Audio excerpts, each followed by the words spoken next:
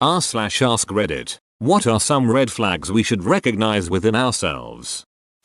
Hi, we want to make sure that if anyone in this post needs help, there are resources available. There's r/suiciduatch where well-meaning and sympathetic people will try and help, but be aware they aren't trained. The Befrienders.org website is a global list of local suicide help charities. Use it to find an organization in your country. You should be able to call or email them for free and they'll speak to you and try and help you without being judgmental. Always watch for when you stop giving a duck about things that matter to you. Biggest sign of depression. I used to care about a lot of stuff and then one day I realized all my hobbies didn't appeal to me anymore. Damn. That's happening to me now. Edit. Thank you all for your brilliant suggestions and welcome advice. I read through every reply I get, but I'm sorry if I don't get back to you as I get a bit overwhelmed. I am really prone to depression sadly, and this time of year really doesn't help. Christmas does nothing for me and the lack of sunlight doesn't help. But anyway, I'll heed the general consensus of all your advice and try to get back into my old hobbies, or find new ones, and I'll definitely seek professional help if it gets to that stage.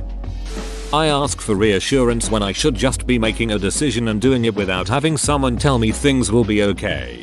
I was talking to a professor once about some personal problems. He nodded his head every way I told the story. Open bracket. I told it probably 6 different ways. He looked at me and said, "I'm not going to give you the validation you're looking for. You know how you want the outcome to be, and now you need to act on it." My mind was blown. And I've always thought about reassurance validation way differently. Edit. Proud to say my top comment now is about great life advice. This was me for many years as well, until some friends said to be well, it wouldn't be X if he wasn't complaining. It completely shook me to my core. I had no idea people saw me that way. I thought I was just vocalizing very real frustrations. But to everyone else, I was constantly complaining and not taking real action. Which was true. It was a big eye-opening moment for me. But I was raised in a family of complainers. So it's taken a long time to break the habit. I still struggle with it, but it has made a big impact on the way I view myself and others view me.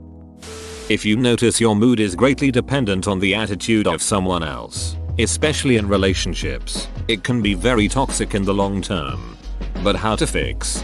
You have to reorient how you evaluate your personal success and self-worth. Start measuring yourself by criteria that are under your control, not other people's. Set some realistic goals and assess how hard you're working to meet them. For example, rather than "does Karen like me?" try "have I treated Karen with respect and consideration today?" Rather than "do people think I'm fat?" try "did I overeat today?" Rather than "is dad proud of my career?"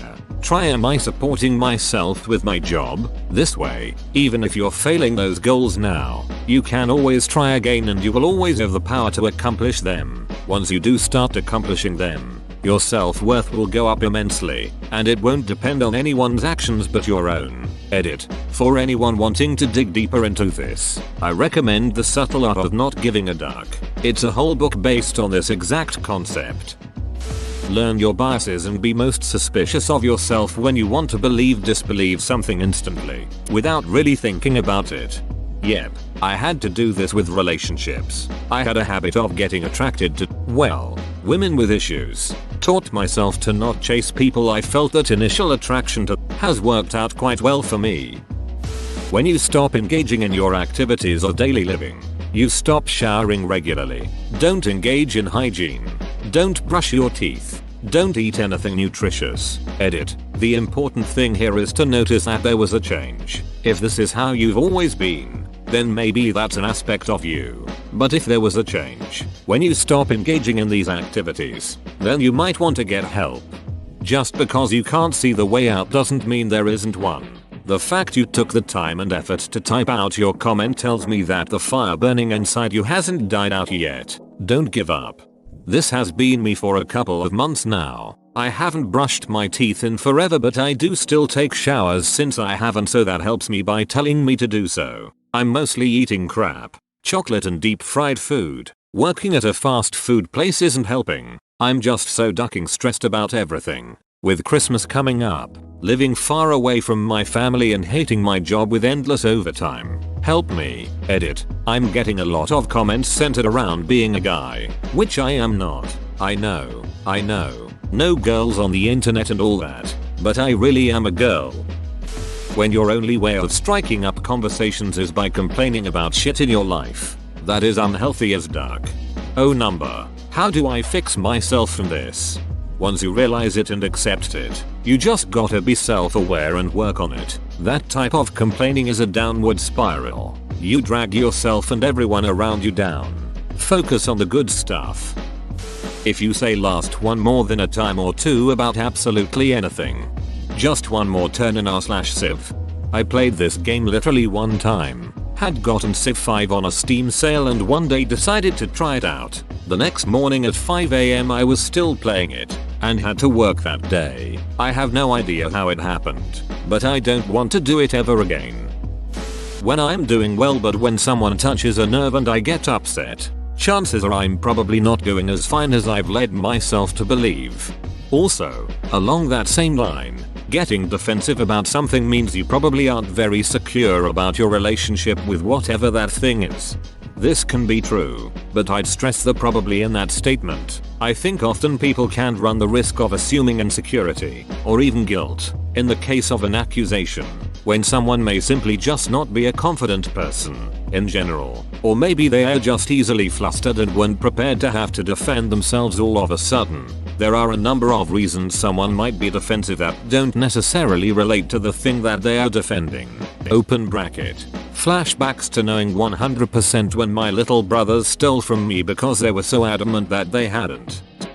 If nothing is your fault and everyone is ducking you over constantly, it may be your fault and you're the one ducking everyone over. It's really hard to see this sometimes too. Taking a step back is really hard sometimes.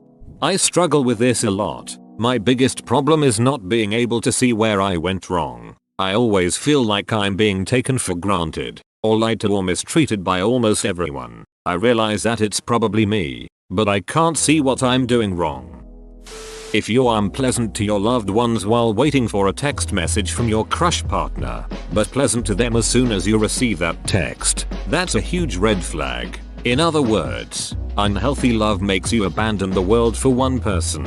Healthy love makes you see the world in a brighter light, and you'll be kinder to those around you. Edit. Thanks for the gold. It's my 6th day, and I hope this was a wake-up call for those who needed it.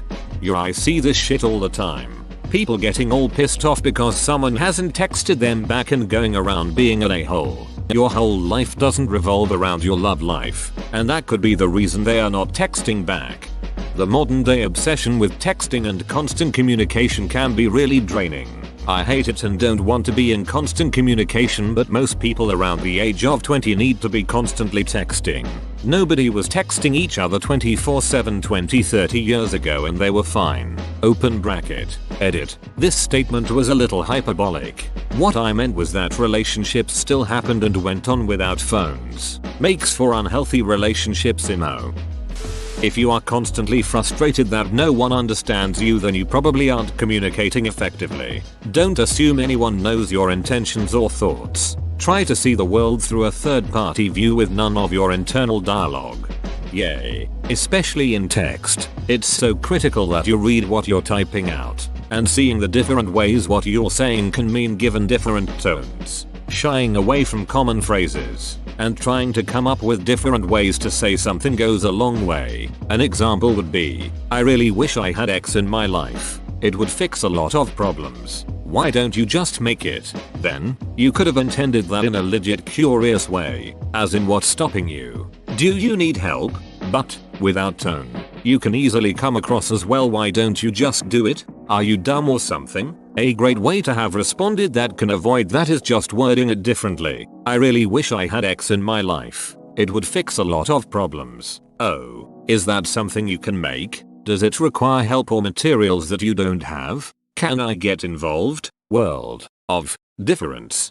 I am struggling with this with my husband. It gets very complicated when you know that the other person struggles with effective communication. We've discussed multiple times how it's difficult for me to feel heard because he grew up in a household where active listening doesn't exist. They interrupt constantly and lovingly. He's so much better now, but I still struggle. So to add to your point, don't let the other person's deficiency take all the blame. If you know the person you're talking to isn't a great listener, that doesn't mean your communication is perfect and it's their fault. Maybe your communication is also lacking. We all have flaws. If everyone but you is at fault, take a second and think about how your actions may have contributed to the problem. Not to say you are 100% only a fault, but the saying applies. If it smells like crap everywhere you go, check your shoes. This could apply to relationships. All my exes are crazy. Work. Every job I've had. I hate my boss. Or friendships. My friends always disappear after a while. It's unlikely that the problem is always someone else's fault. Edit. THX for the gold, mate.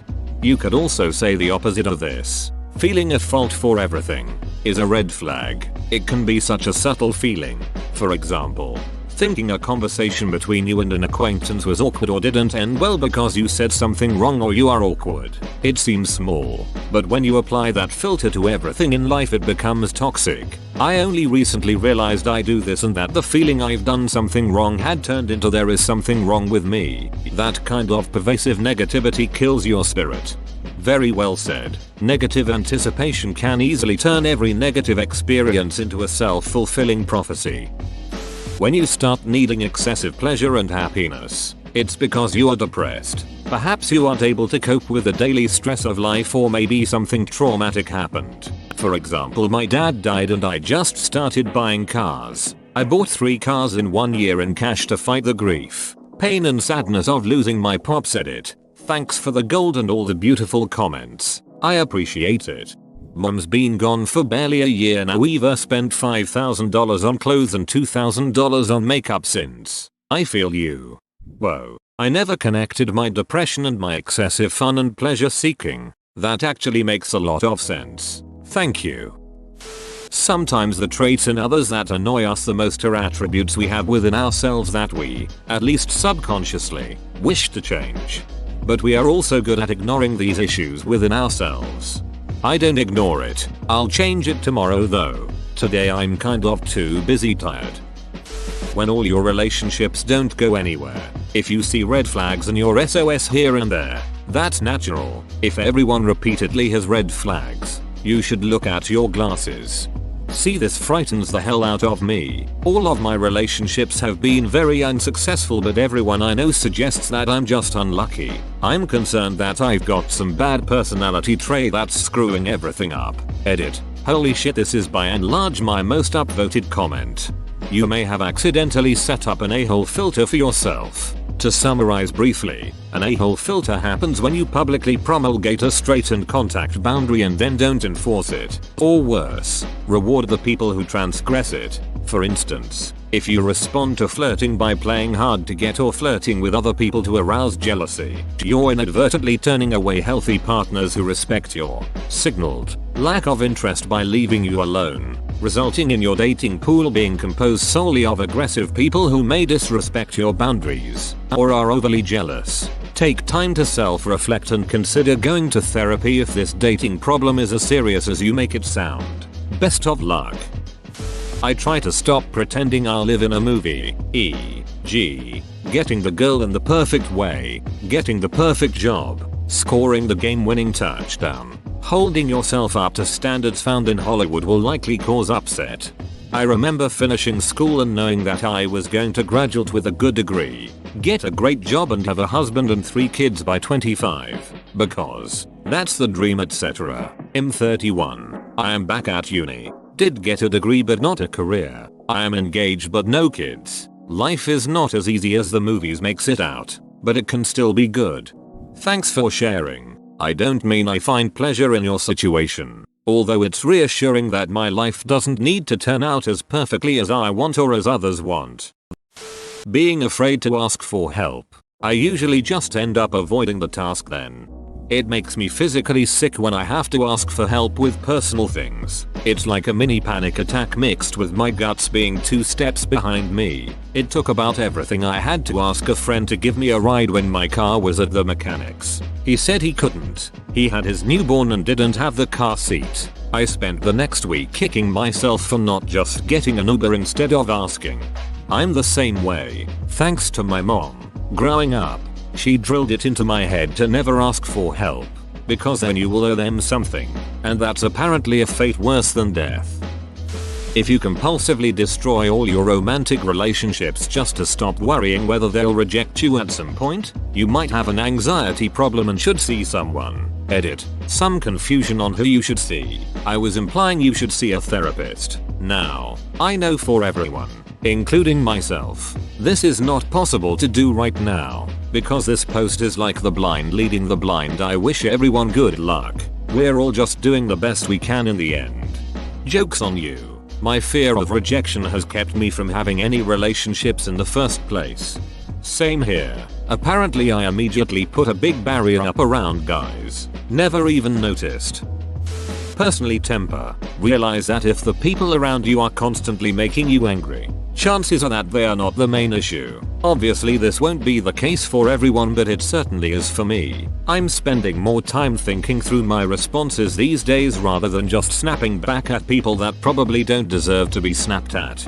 Good for you. That's a hard habit to get out of. My best friend has had failed relationship after failed relationship. I love her deeply, but she brings most of her grief on herself. Her quick temper and lack of a verbal filter has always gotten her into hot water. She finally asked, what if it's me and not them? That's a huge step. Hopefully she keeps working in the right direction. I hope you do too. My problem is that I am angry when I'm sad.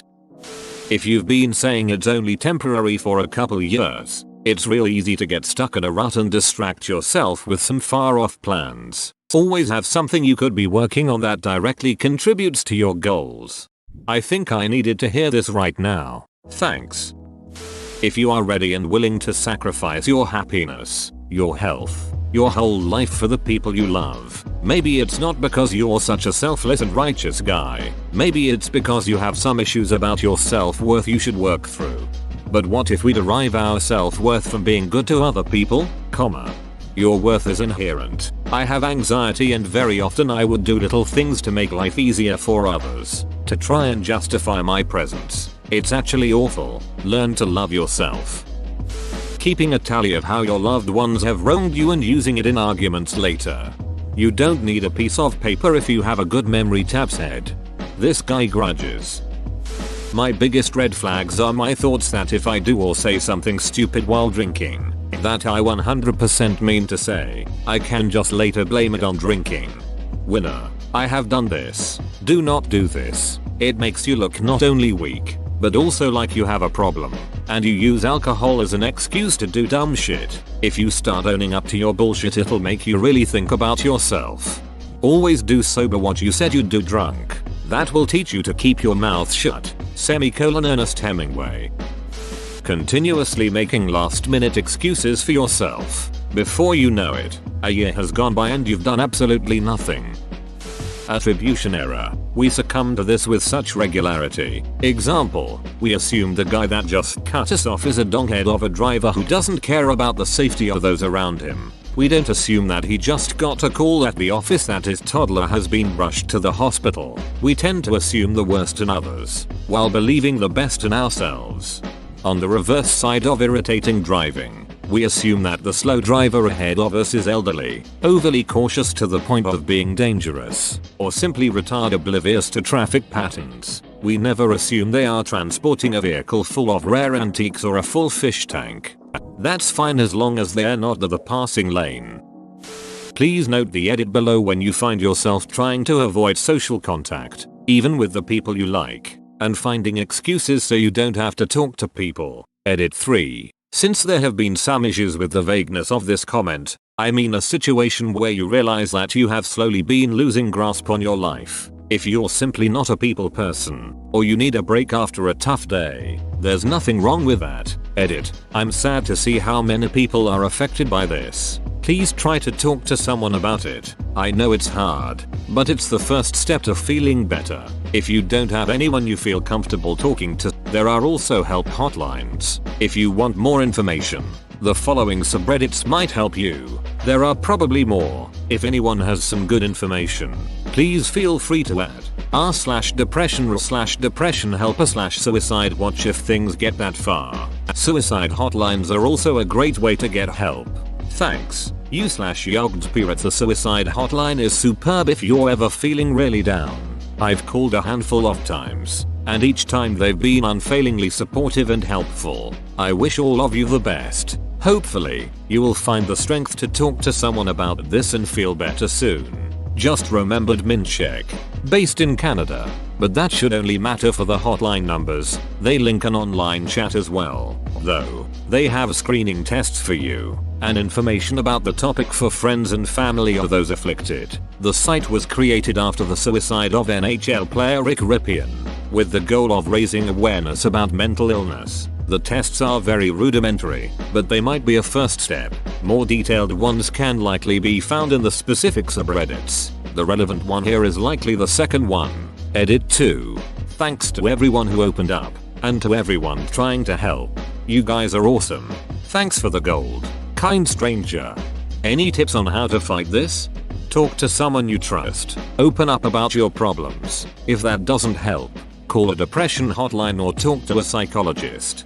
Best to take action before things spiral out of control. Edit. Disclaimer. I'm not a medical professional. Using life's difficulties as a crutch for 1. Never doing anything, or 2. Hurting others. Depression, anxiety suck. They really do. But they are not a free pass to hurt your friends and family under the excuse of "but I'm sick." Examples. Only talking about yourself and not listening to other people's problems. Expecting others to drop what they're doing and care for you. Expecting friends and family to help you, then lashing out at them that they didn't help you correctly, etc. etc. Edited to add, since several people are sharing their thoughts about currently suffering from depression mental health issues, I encourage you to talk with someone. Despite the original post, it is still a good thing to go to family, close friends and ask for help. There is a big difference between going to someone when you need to versus abusing someone's compassion. Don't hesitate to ask for help when you need it. If there's no one in your life you can go to, there is a depression hotline and a suicide hotline.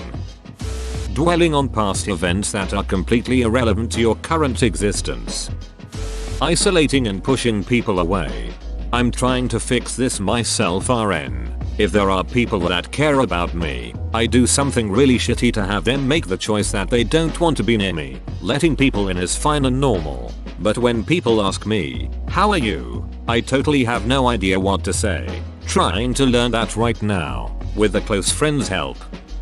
Not being able to accept kindness from others, be it compliments or gifts. Not only is it a big red flag about your self-esteem, it's very off-putting to the people you reject kindness from.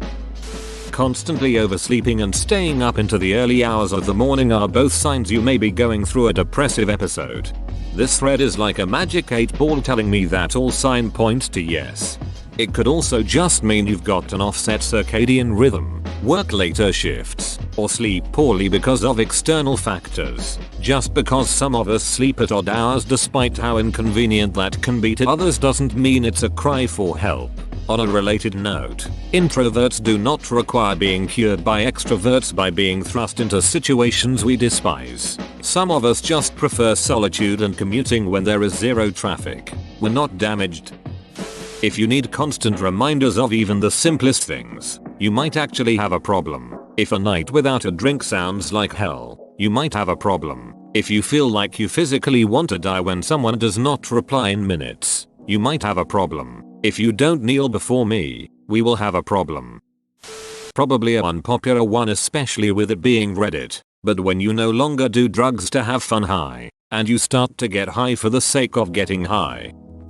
That little nagging feeling in your gut, "I'd just be happier if I wish I could just." It's right. Stop ignoring it. Edit. Okay. Holy shit Reddit. I'm suggesting that you follow your own internal compass and take concrete steps to develop good habits and find personal fulfillment. Your subconscious lets you know what makes you happy. I'm not suggesting that you should fixate on suicide, being 2 inches taller, a promotion that's out of your control, or that you should eternally chase the next best thing because you'll never be satisfied. What the duck is wrong with you guys? Whoa, you made it to the end? You're a ducking beast. I'll cut you a deal. Smash like and subscribe for more curated content bruh. It's free and that's a great price.